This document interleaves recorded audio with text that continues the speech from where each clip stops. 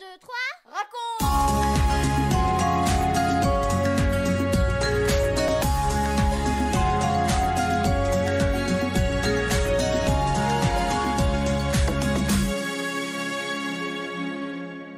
Bonjour à tous et bienvenue dans notre 27e émission 1, 2, 3 raconte. Une émission spéciale pour les enfants, mais aussi spéciale pour les parents et tous les amis.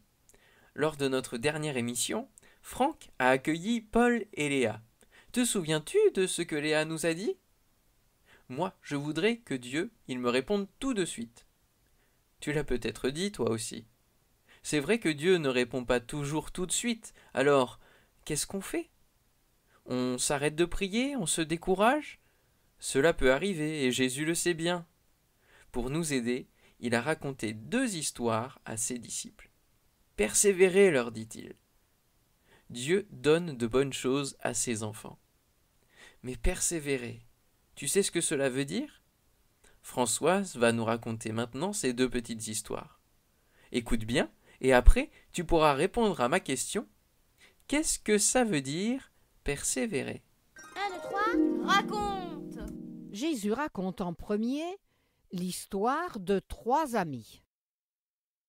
Imaginez que vous êtes réveillé en pleine nuit par un de vos amis qui arrive sans vous avoir prévenu.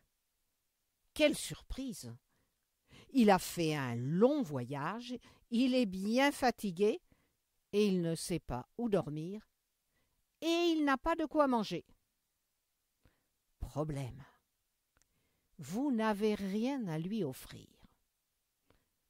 Qu'est-ce qu'on peut faire ? La situation est délicate. Ah, vous avez une idée. Allez voir votre voisin. C'est un ami. Peut-être aura-t-il quelque chose à vous donner. Pas de lumière. Tout le monde doit dormir.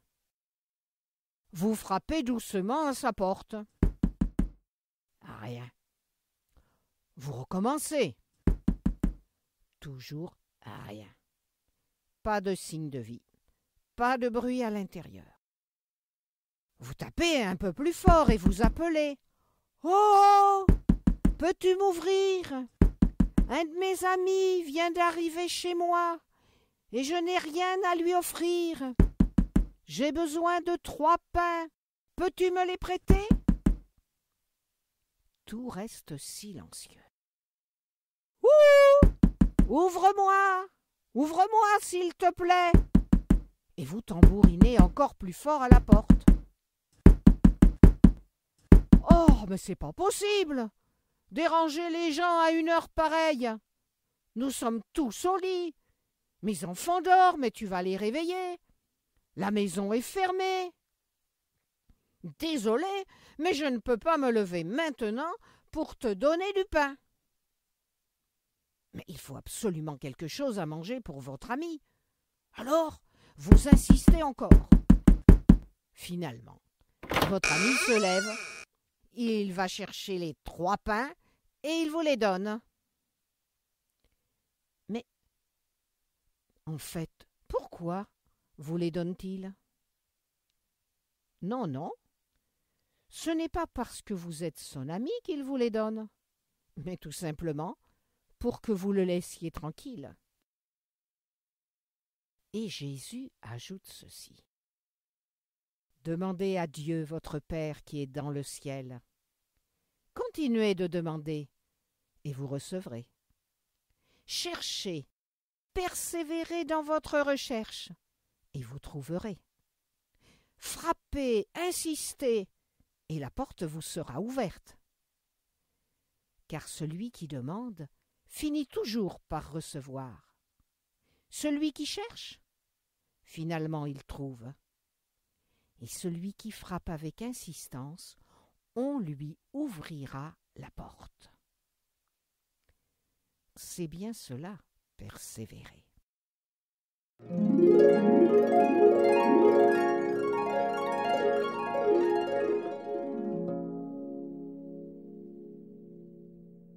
Et maintenant, voici la 2e histoire que Jésus raconte à ses disciples. Imaginez que votre fils vous dise « J'ai faim. S'il te plaît, papa, donne-moi un morceau de pain. » Est-ce que vous allez lui répondre « Tiens, mon fils, voilà une pierre. » Mais non. Imaginez qu'il vous dise « S'il te plaît, papa, donne-moi du poisson. » Est-ce que vous allez lui répondre « Tiens, voilà un serpent. » Bien sûr que non. Imaginez qu'il vous dise « S'il te plaît, papa, donne-moi un œuf. » Est-ce que vous allez lui répondre « Tiens, voilà un scorpion. » Mais non, bien sûr. Même les parents qui ne sont pas toujours de bons parents, dit Jésus, ils savent quand même donner à leurs enfants ce qui est nécessaire. Alors, votre Père qui est dans le ciel, ne donnera-t-il pas de bonnes choses à ceux qui le lui demandent?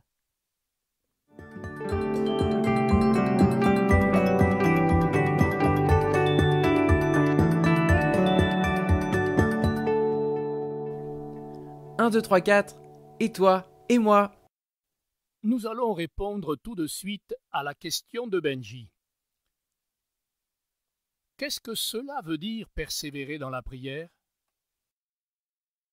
Jésus nous le dit. Demandez et demandez encore. Insistez auprès de Dieu sans se décourager.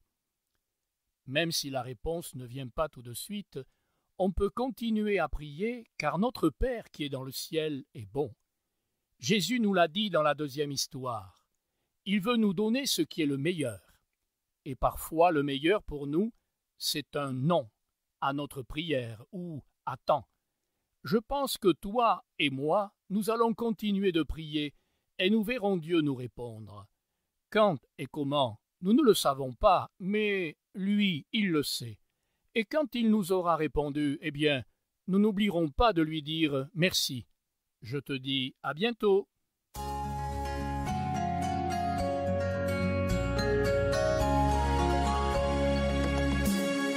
4, 3, 2, 1 et nous les parents. Maman, papa, s'il te plaît, donne-moi 5 €, j'en ai besoin. Attends un peu, je ne peux pas maintenant. Si, s'il te plaît, vite, j'en ai besoin. Qui n'a pas connu ces moments d'impatience des enfants? Il faut tout de suite, et si on leur demande d'attendre, ils se sentent frustrés. Mais nous avons souvent de bonnes raisons de les faire attendre. Et répondre, c'est dire oui, non ou attends. Le temps permet la réflexion, une appréciation plus juste des situations, des choses, un enracinement dans la foi, bref, c'est une école de la vie. Le Seigneur accomplit en nous son œuvre de régénération. Il sait ce qui est le meilleur pour nous et nos enfants. Quand l'exaucement se fait attendre, les paroles de Jésus sont un réel encouragement. Alors, persévérons. Demandons, cherchons, frappons, car notre Père céleste qui est souverain nous aime.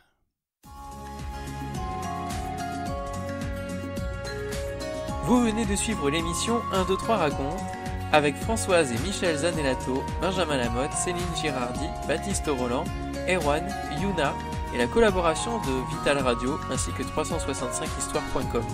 Si vous avez aimé cette émission, n'hésitez pas à la partager autour de vous. À bientôt!